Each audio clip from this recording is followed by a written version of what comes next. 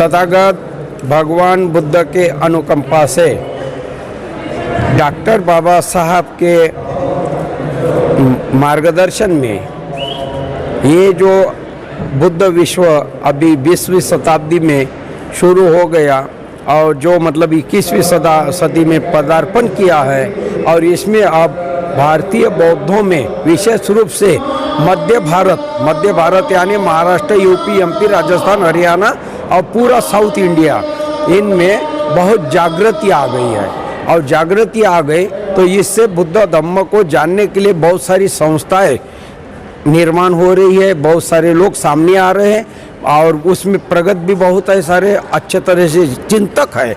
और इसी के आधार पर ये बुद्ध विहार समन्वय समिति माननीय अशोक सरस्वती बोधी जी एक अच्छे बौद्ध उपासक है और उन्होंने ये संस्था जो चलाई है, तो इस संस्था का मुख्य उद्देश्य what is the opinion of this Buddha Vihar coordinating committee, यानी इसका उद्देश्य एक ही है कि सारे बुद्ध विहारों को जोड़ना चाहिए।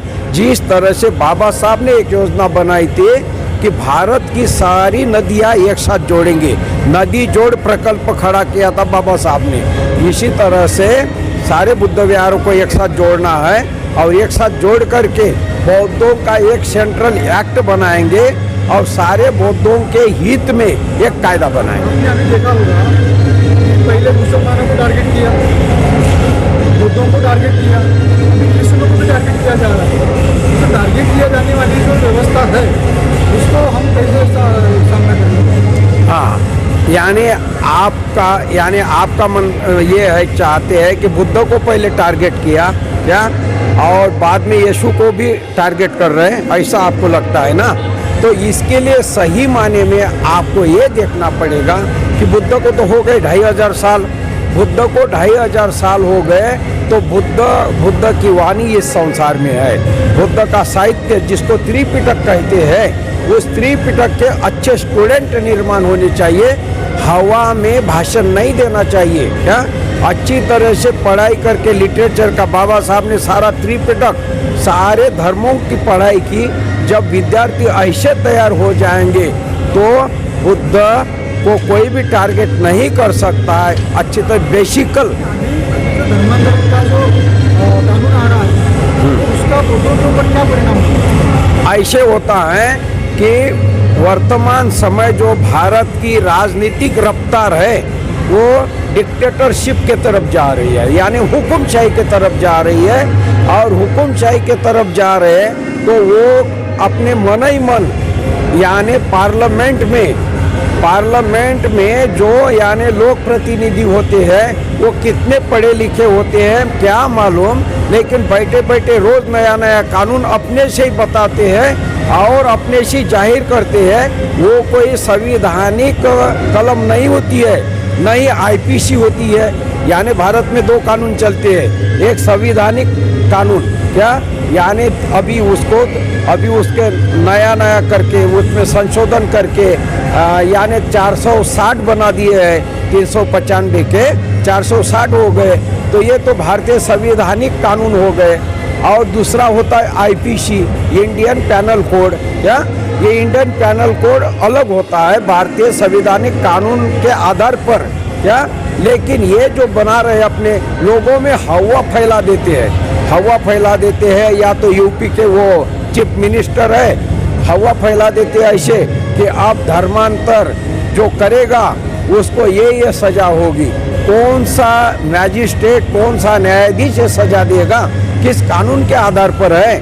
लेकिन जब बात सही हो या झूठी हो, लेकिन अधिक जनता जब उसको मान लेती है तो बहुत भौतिक ताकत हो जाती है। क्या हो जाती है?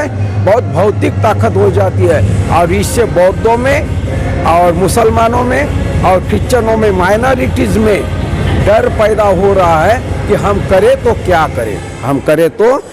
करें। और वो उसके लिए मैं बताता हूँ ये कहीं रास्ता है। उन्होंने बाबा साहब को पढ़ना चाहिए। क्या पढ़ना चाहिए? बाबा साहब को पढ़ना चाहिए, उसके आधार संविधान को पढ़ना चाहिए। पीछे भारत ये बौद्ध राष्ट्र है, लेकिन अब उसको हिंदू राष्ट्र बनाने की कोशिश चल रही है, उसको षड्यंत्र किया जा रहा है, उसके बारे में क्या?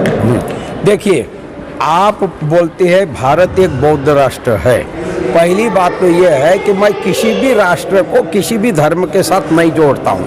पहली बात, लोग कहते हैं श्रीलंका बौद्ध राष्ट्र है, थाईलैंड बौद्ध राष्ट्र है, जापान बौद्ध राष्ट्र है, इंग्लैंड क्रिश्चियन राष्ट्र है। मैं किसी भी देश को यानी धर्म के साथ नहीं जोड़ता हूँ। सारे राष्ट्र धर्म निरपेक्ष होना चाहिए, आदमी को स्वतंत्रता होनी चाहिए।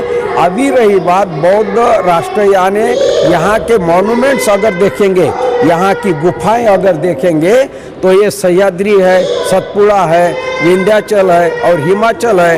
इन चारों पहाड़ों में इतनी सारी गुफाएं हैं। इस गुफाओं का अध्ययन करेंगे तो 95% गुफाएं सब बुद्ध के साथ ही लगी हुई है। इसी आधार पर ये यानी इसमें वर्ल्ड हेरिटेज में और इंडियन हेरिटेज में बुद्ध ही महत्वपूर्ण है।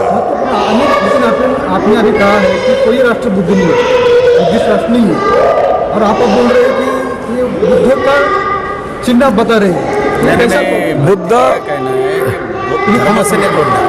बुद्ध यानी ये संसार को, इस भारत को अगर देखेंगे आप अच्छी तरह से निरीक्षण करेंगे तो ये भारत में जितनी विरासत बुद्ध की है उतनी किसी की भी नहीं है।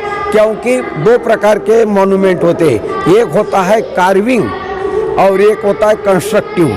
कंस्ट्रक्शन माने जो सीमेंट आटा से बनाया जाता है, सीमेंट का गारा से, और कार्विंग माने ज़मीन के अंदर खोदे हुए जाते हैं। तो ज़मीन के अंदर उस समय की विरासत अगर देखेंगे तो सारे पहाड़ों पर तो बुद्ध ही तो खोदा हुआ है क्या, और इसी के आधार पर इसको बुद्ध का ही बल है। आज बुद्ध विहारों का राष्ट्रीय अधिवेशन है, तो बुद्धों को क्या संदेश देंगे आप?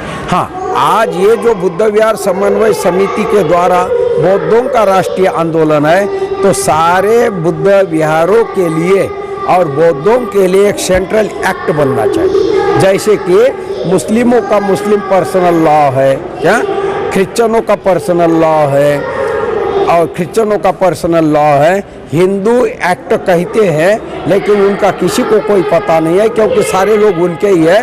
वो बोलते हैं आप हिंदू हो, क्यों बोलते हैं आपका जन्म हो गया है यहाँ, यानी स्वतंत्रता नहीं है, डिक्टेटरशिप है। लेकिन बौद्धों का पर्सनल लॉ अगर बनाना है तो उसके लिए अम्बेडकर लिटरेचर का आधार लेंगे और बौद्धों का पर्सनल एक्ट बनता है। ऐसा भी कोई भी बौद्ध और बुद्ध विहार हो उसकी शुरुआत पंचशील से होती है और उनके मार्गदर्शक जो होते हैं उनको भिक्खु कहते हैं और महायाना में उनको लामा कहते हैं क्या, और वो बुद्ध विहार में जाते हैं, उनकी शादियाँ पंचशील से होती है।